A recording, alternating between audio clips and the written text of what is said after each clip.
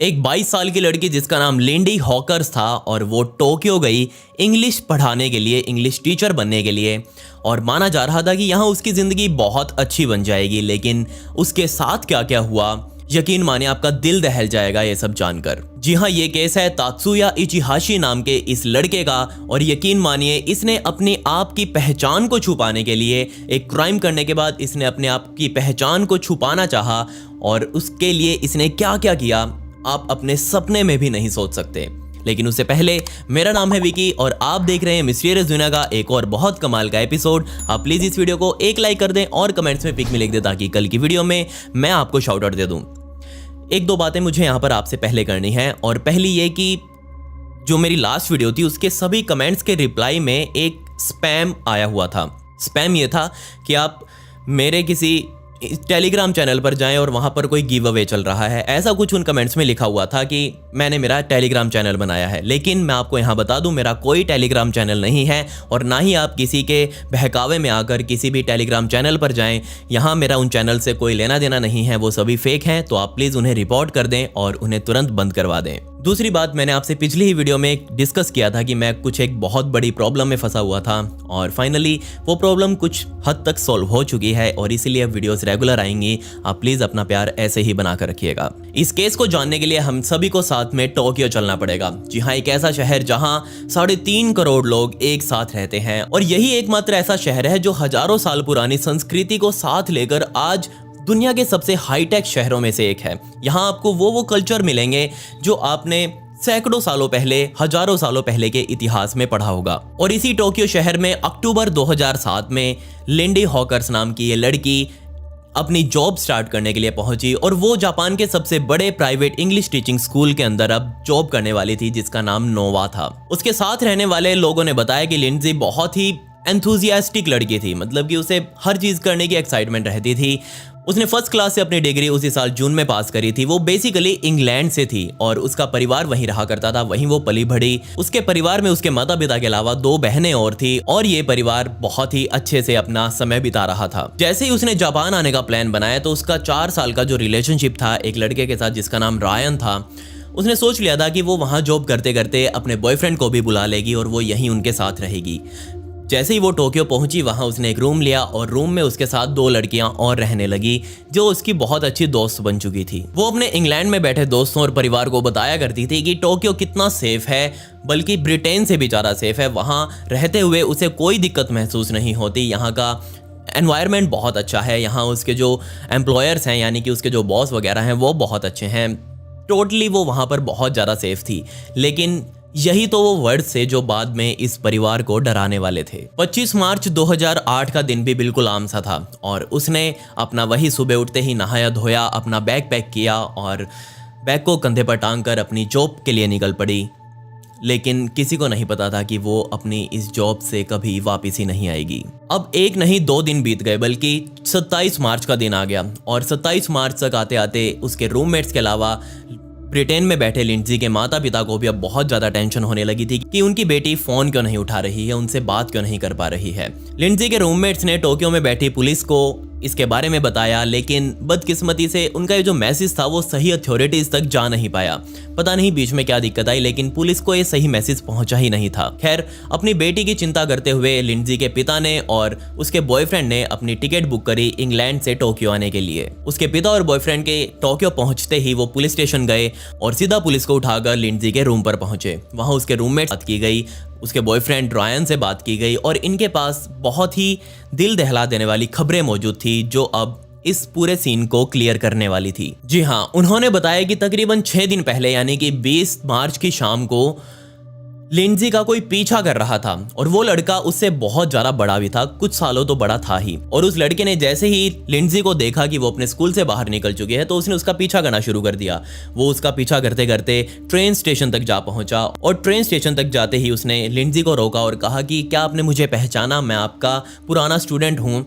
वो कहती है पुराना कौन सा पुराना, मुझे यहाँ आए ही 6-7 महीने हुए हैं और तू कह रहा है कि पुराना। लेकिन उसने कहा कि आप शायद मुझे नहीं पहचानते पर मैं आपको अच्छे से जानता हूँ। तो यहाँ लिंजी उसे नहीं जानती थी, तो उसने सीधा उसको बोला एक्सक्यूज़ मी, मैं आपको नहीं जानती और आप प्लीज़ मेरा रास्ता छोड़िए। तो वो वहाँ से अपने ट्रेन में बैठकर अपने घर की तरफ निकल गई और जहाँ उसकी साइकिल भी आगे अगले स्टेशन पर खड़ी ही थी, अपने घर के पास वाले स्टेशन पर। तो जैसे ही वो ट्रेन के अंदर घुसी उसने देखा कि लड़का अभी भी ट्रेन के अंदर ही है, लेकिन उसे कुछ बोल नहीं रहा है, सिर्फ देख रहा है। वो अपने घर के पास वाले स्टेशन पर उतरी, उसने अपनी साइकिल उठाई और अपने घर जाने लगी, लेकिन उसने पीछे मुड़कर देखा तो वो लड़का भागते हुए उसका पीछा कर रहा था। उसके स्कूल से लेकर उसके घर तक ये लड़का अब पहुंच चुका था। अब की बार लिंजी परेशान हो चुकी थी और उसने अपने घर के बाहर खड़े होकर उस लड़के को रोका और कहा कि बताओ क्या चाहते हो। उसने कहा कि देखो मुझे अब्रॉड जाना है, बाहर जाना है पढ़ाई करने के लिए और मुझे इंग्लिश क्लासेस लेनी है और मुझे पता है कि आप बहुत अच्छी इंग्लिश ट्यूटर हो, तो क्या मुझे इंग्लिश सिखा सकती हो। अब यहाँ लिंजी ने देखा कि चलो इंग्लिश ही तो सीखनी है, कोई बात नहीं सिखा देंगे। तो लिंजी ने उस लड़के को अपने घर के अंदर बुला लिया जहाँ उसकी दोनों रूममेट्स भी मौजूद थी।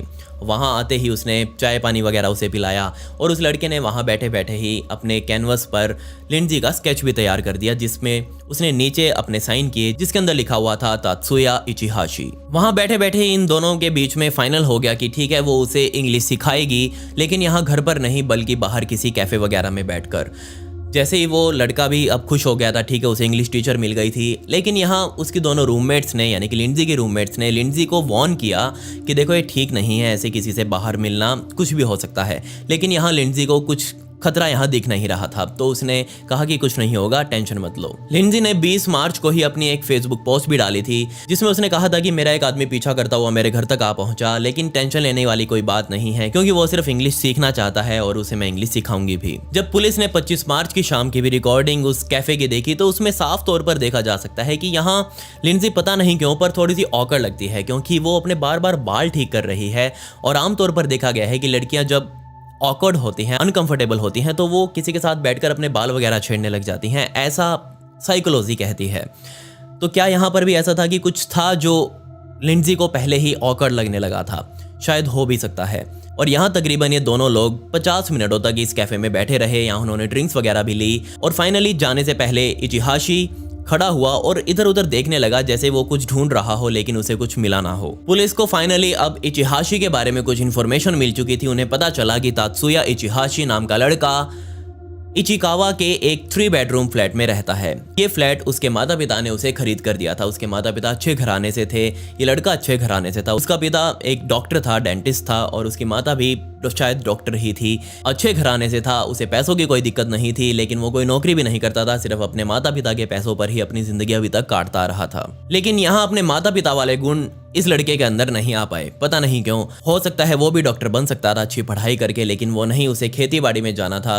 और खेती बाड़ी करना बहुत अच्छी बात है, लेकिन ढंग से करे तो। उसने यूनिवर्सिटी से भी हॉर्टिकल्चर की पढ़ाई करी, लेकिन पता नहीं क्यों पर उसने आगे इसमें अंदर कैरियर नहीं बनाया। जब ये लड़का कॉलेज में था तो सभी इसे हिकिकोमोरी के नाम से जानते थे।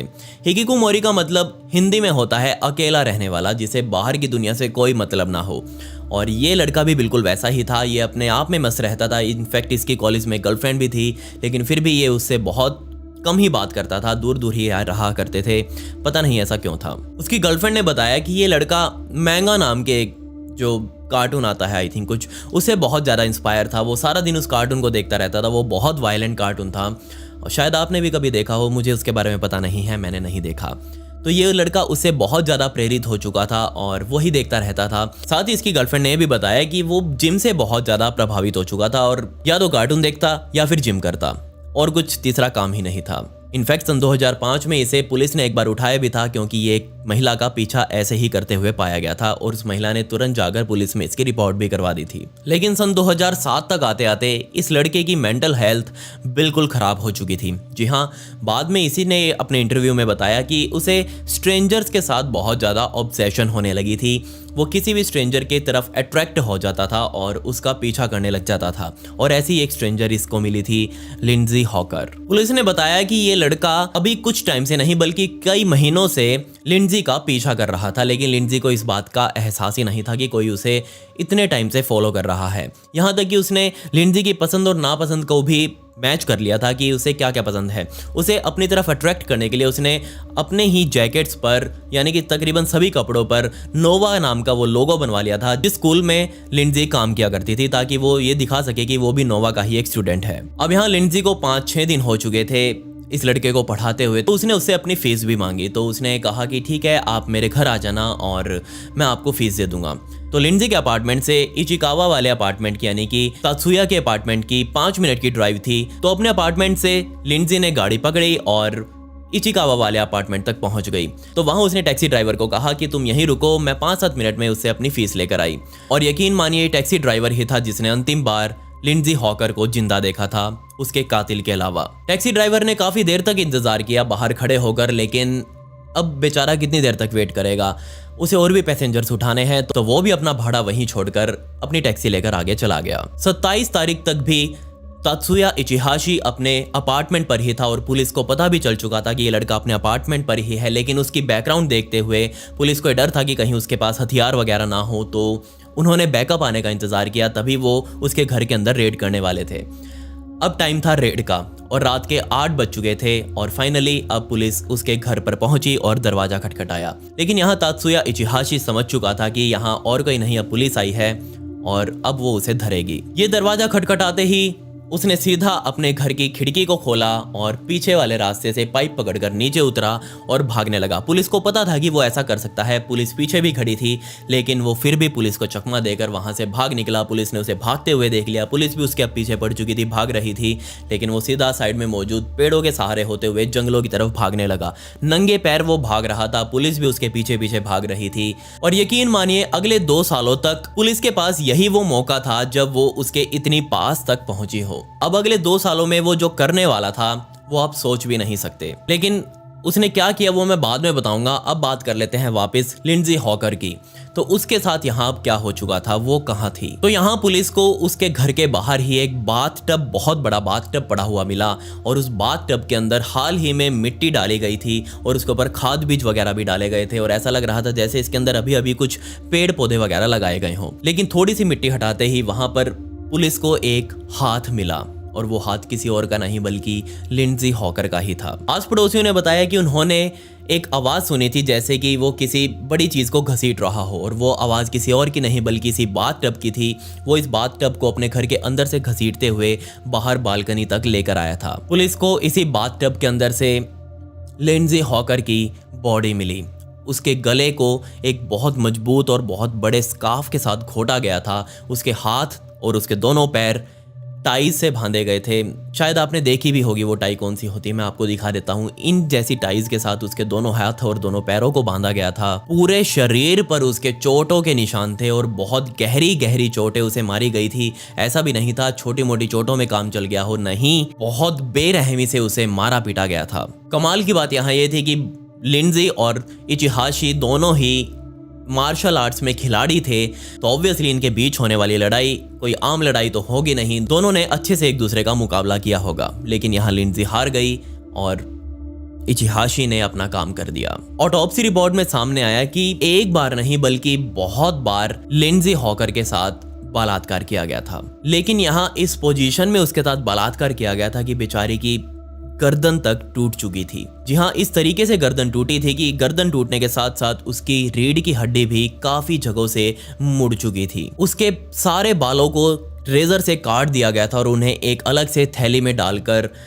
घर में ही रखा गया था। सोचकर देखिए वो लड़की पर क्या क्या बीत रही होगी जब उसके साथ ये सब किया गया होगा।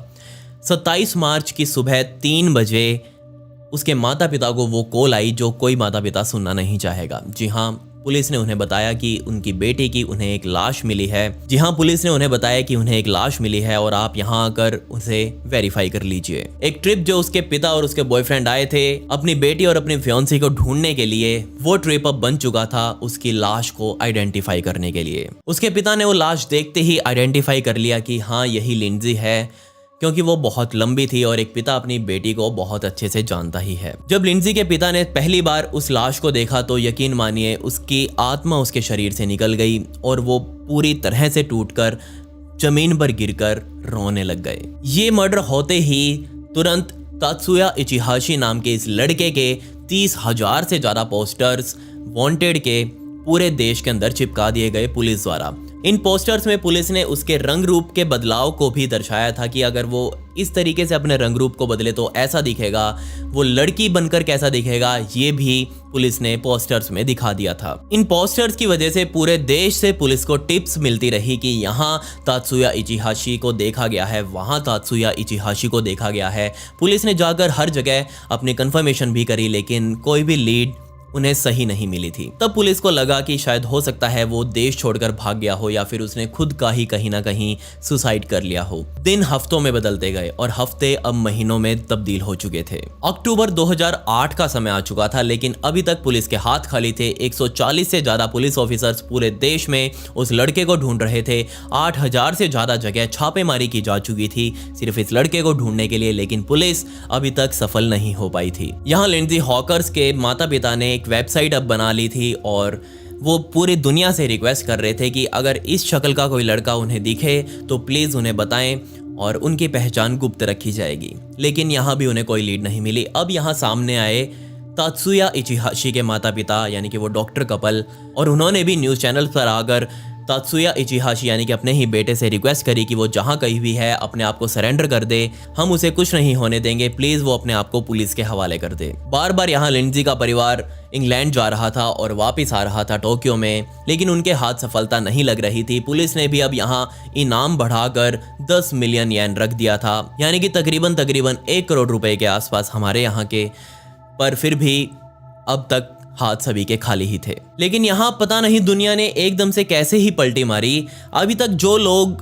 लिंडजी हॉकर को सपोर्ट कर रहे थे वो एकदम से तात्सुया इचिहाशी के समर्थन में आ चुके थे। बहुत सारी वेबसाइट्स ऐसी बनी, बहुत सारे ग्रुप्स ऐसे अब सोशल मीडिया पर बन चुके थे जो तात्सुया इचिहाशी को एक हीरो के रूप में देखने लगे थे। वो उसे जापान का सबसे हैंडसम किलर बोलने लगे थे। उसका नाम फ्यूजिटिव रख दिया गया था। उसे अब उसका पता नहीं एक आउटलो चल पड़ा था। लेकिन यहाँ किसी को भी ये नहीं पता था कि जिस लड़के के लिए वो सपोर्ट कर रहे हैं, जिसकी इतनी मदद वो कर रहे हैं, वो अब 2 साल पहले वाला तात्सुया इचिहाशी नहीं रहा। वो खुद को बहुत ज्यादा बदल चुका है। पुलिस को दिए गए एक इंटरव्यू में तात्सुया इचिहाशी ने ही कहा कि वो यहाँ से मर्डर करते ही टोक्यो के ही चौराहों पर घूमता रहा। उसके पास ना ही पैसा था, ना ही खाने के लिए खाना था, ना ही उसका क्रेडिट कार्ड था और ना ही पासपोर्ट था, जिसकी वजह से वो इस देश को छोड़कर भाग सके। उसके पास कुछ नहीं था। वो सिर्फ टोक्यो की सड़कों पर ही घूमता रहा अपना मुंह ढककर। यहीं पर उसने पहली बार दीवारों पर अपने नाम के पोस्टर्स लगे हुए देखे और इन पोस्टर्स को देखते ही उसे समझ आ चुका था कि पूरा देश उसे ढूंढने के लिए अब उसे पीछे पड़ा हुआ है और यहाँ अब उसे कुछ ना कुछ करना पड़ेगा। वो हमेशा एक मास्क पहनकर रखता, एक टोपी पहनकर रखता और टोपी के ऊपर भी अपनी हुडी की जो कैप होती है उसे डालकर रखता। वो कभी भी 1 घंटे से ज्यादा किसी जगह पर रुका नहीं। उसने बहुत चालाकी से सर्वेलेंस कैमरास को स्किप करना सीख लिया था। वो जहां भी जाता वो पहले ही देख लेता था कि यहाँ कोई सीसीटीवी तो नहीं लगा हुआ और वो सिर्फ वहीं पर बैठता जहां कोई सीसीटीवी मौजूद नहीं होता था। लेकिन यहाँ उसे आभास हो चुका था कि पूरा देश उसके पीछे पड़ा हुआ है और यहाँ सिर्फ इस तरीके से भागने से काम नहीं चलेगा, उसे कुछ और भी करना पड़ेगा अपनी पहचान को छुपाने के लिए। तो सबसे पहले उसने सोचा कि क्यों ना अपने लुक्स को चेंज किया जाए। अब लुक्स को चेंज करने का काम डॉक्टर्स का होता है, लेकिन वो डॉक्टर्स के पास तो जा नहीं सकता था। वो जाता तो उसे वहीं झप लिया जाता। तो वो ये भसड़ लेना ही नहीं चाहता था। उसने सिर्फ एक कटर उठाया और अपने गाल पर मौजूद तिल जो उसके बने हुए थे उन तिलों को ही खरोच डाला। जो मोल्स उसके यहाँ लगे हुए थे, मस जो लगे हुए थे, उन सभी को काट डाला। अब इन चीजों से ही उसकी पहचान बनाई जानी थी, लेकिन वो चीजें उसने अपने कटर से ही काट डाली। लेकिन फिर भी यहाँ उसे लगा कि कुछ और चेंज करना चाहिए, इतने से काम नहीं चलेगा। तो उसने फिर अब एक कैंची उठाई और सोच कर देखिए वो क्या कर सकता है। शायद आप ना सोच पाए हो, लेकिन मैं ही बता दूं कि उसने सबसे पहले उस कैंची से अपने नीचे वाले होठ, जो कि उसके बहुत मोटे होठ थे, उन होठों को काटने का सोचा। होठ को काटने के लिए उसने कैंची उठाई और पहला अटेम्प्ट किया इस होठ को काटने का, लेकिन पहले अटेम्प्ट में वो दर्द के मारे उसे काट नहीं पाया। लेकिन दूसरी बार उसने फिर हिम्मत दिखाई और फिर से उस होठ को आगे आगे से काट डाला। सोचकर देखिए क्या कर रहा था ये लड़का। लेकिन यहाँ भी उसे चैन नहीं था। अभी भी उसे लग रहा था कि कुछ और चेंजेस उसे अपने फेस में करने होंगे।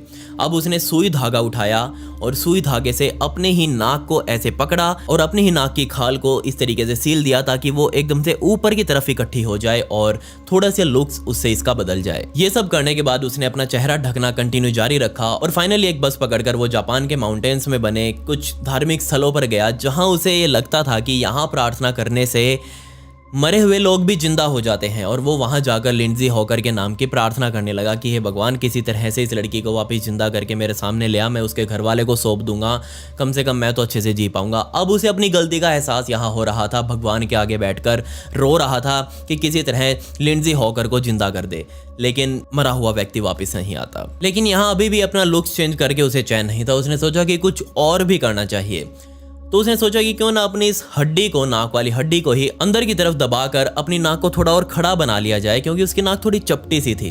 तो उसने सोचा कि ठीक है, ऐसा ही कुछ करते हैं। लेकिन ये काम था डॉक्टर का, तो वो सीधा डॉक्टर के पास गया और डॉक्टर ने उसे पैसा मांगा। पैसा उसके पास था नहीं, तो उसने वहाँ की एक नकली आईडी चुराकर, एक मरे हुए बंदे की आईडी चुराकर अपना नाम वही रखा और एक कंस्ट्रक्शन कंपनी में काम करने लगा। पूरे 1 साल तक उसने उस कंस्ट्रक्शन कंपनी में काम किया और तकरीबन 1 मिलियन येन जुटा लिए, जिससे उसने अपने नाक की सर्जरी करवाई। उसने हर डॉक्टर को अपना गलत नाम बताया और डॉक्टर ने कहा कि ये प्लास्टिक सर्जरी हमने तुम्हारी कर दी है, लेकिन बाद में तुम्हें वापस आना होगा अपने रेगुलर चेकअप के लिए। उसने कहा ठीक है, हम आएंगे, आप मेरा नंबर लिखिए। लेकिन बाद में जब पुलिस ने उन नंबर्स पर फ़ोन किया तो वो नंबर ही गलत था। कंस्ट्रक्शन कंपनी में वो जब काम कर रहा था तो वहाँ हर रोज़ कुछ ना कुछ ग्रुप फ़ोटोज़ लेबर्स की ली जाती थी, ताकि ये लगे कि हाँ वो सभी खुश हैं। उनका कुछ फेसबुक पर पेज वगैरह था और वो वहाँ उस पर डालते थे।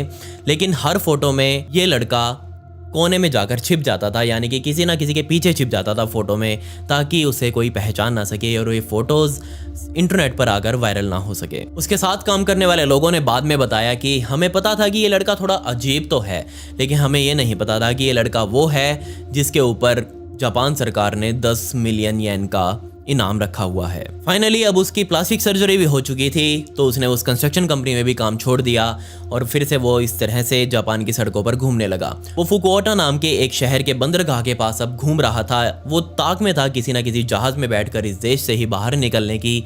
लेकिन तभी वहाँ मौजूद एक आदमी ने उसे थोड़ा देखा और सोचने लगा कि कहीं ना कहीं इसकी शक्ल जो है वो तात्सुया इचिहाशी से मिलती है। और उसने फिर थोड़ा पास जाकर भी उसे इस तरीके से नोटिस किया कि तात्सुया को ये पता ना चले कि वो उसे देख रहा है। तो उस अनजाने लड़के ने सबसे पहले तात्सुया के गाल के ऊपर निशान देखे और वो निशान बिल्कुल वही थे जहां उसके तिल और मस हुआ करते थे। तो वो समझ गया कि इस लड़के ने अपने तिल और मस काट दिए हैं और ये वही लड़का है जिसे पुलिस 2 सालों से ढूंढ रही है। उसने तुरंत उसकी फोटोज क्लिक करी और पुलिस को दे दी। पुलिस को देते ही पुलिस को पता चल गया कि हाँ ये वही लड़का है जिसे हम ढूंढ रहे हैं। लेकिन फिर भी अभी तक वो श्योर नहीं थे कि वो सही हाथ मार रहे हैं या नहीं, क्योंकि उनके पास एक ही मौका था। अगर ये नहीं होता तो फिर उसे पता चल जाता कि उसकी जो तलाश है अभी तक जारी है। और अगर ये तात्सुया ही था तो भी पुलिस को बहुत ज़्यादा सतर्क रहने की यहाँ ज़रूरत थी। पुलिस ने अब उसकी नई फ़ोटोज़ जो थी वो पूरे शहर में लगवा दी और इन फ़ोटोज़ को देखकर तात्सुया इचिहाशी हैरान हो गया कि पुलिस के पास ये फ़ोटोज़ कहाँ से आई और उन्हें पता कैसे चला कि मैं यही हूँ। 10 नवंबर 2009 की शाम को इसी बंदरगाह के पास से पुलिस ने इस लड़के को पकड़ लिया और अब की बार फाइनली पुलिस का हाथ सही लगा था। तुरंत उसे कोर्ट में पेश किया गया और पूरे देश की डिमांड थी कि उसे डेथ पेनल्टी दी जाए। लेकिन उसके वकीलों ने यहाँ उसे एक बार सुधारने का मौका दिए जाने की बात कही और फाइनली उसे डेथ पेनल्टी नहीं लेकिन उम्र कैद की सजा मिल चुकी थी। यहाँ उसने कोर्ट में एडमिट किया कि हाँ उसने ही लिंडजी हॉकर का रेप किया, उसने उसका मर्डर किया, लेकिन उसने उसका मर्डर गलती से किया है। कोई उसका मकसद नहीं था यहाँ उसका मर्डर करने का, क्योंकि जब वो उसका रेप कर रहा था तो वो बहुत ज़्यादा चिल्ला रही थी और उसका मुंह बंद करने के लिए उसने उसका दम घोट दिया। उसने कहा कि जब उसे लगा कि लिंडजी हॉकर मर चुकी है तो उसने एम्बुलेंस को भी बुलाने की कोशिश करी, लेकिन एम्बुलेंस टाइम पर नहीं आई और वो मर चुकी थी। लेकिन इस बात के सबूत वो कभी दे नहीं पाए कि उसने एम्बुलेंस को बुलाने की कोशिश भी की थी। खैर, लिंडजी हॉकर का कातिल अभी भी जापान की ही हाई सिक्योरिटी जेल में बंद है और उसे उम्र कैद की सज़ा मिली है। वो पैरोल पर भी बाहर नहीं आ सकता, जमानत पर भी बाहर नहीं आ सकता। यहाँ मैं आपको बताना चाहूँगा कि आप भी प्लीज़ किसी अननोन के ऊपर इतनी जल्दी ट्रस्ट ना करें, चाहे वो आपसे ऑनलाइन मिला हो या फिर ऑफलाइन आपकी ज़िंदगी में कहीं ना कहीं दखल अंदाजी दे रहा हो। अगर ऐसा कुछ है तो तुरंत आप अपने पेरेंट्स से, अपने किसी दोस्त से, अपने किसी विश्वसनीय व्यक्ति से इसके बारे में संपर्क करें और हो सके तो इसकी रिपोर्ट आप पुलिस में भी कर सकते हैं। खैर, इस केस से जुड़ी हुई कुछ फोटोज़ और वीडियोस हैं जो आज रात को 9 बजे मेरे इंस्टाग्राम पर लग जाएंगी। मुझे पता है मैं पिछली कुछ वीडियोस की स्टोरीज लगा नहीं पाया हूं, क्योंकि मैंने आपको बताया कि मैं कुछ टाइम से बहुत बड़ी प्रॉब्लम में फंस रहा था और फाइनली अब वो प्रॉब्लम सॉल्व होने ही वाली है, लगभग हो ही चुकी है। तो फाइनली आज 9 बजे रात को मेरे इंस्टाग्राम पर लग जाएंगी। मेरी इंस्टाग्राम आईडी ये है और इसका लिंक आपको डिस्क्रिप्शन में भी मिल जाएगा। खैर पिछली वीडियो का शाउट आउट रितु पुरोहित को and comment pick me to get shout out in next video. आपको ये वीडियो कैसे लगी कमेंट्स में वो भी बता दें। मिलते हैं अगली वीडियो में। ये वीडियो देखने के लिए धन्यवाद।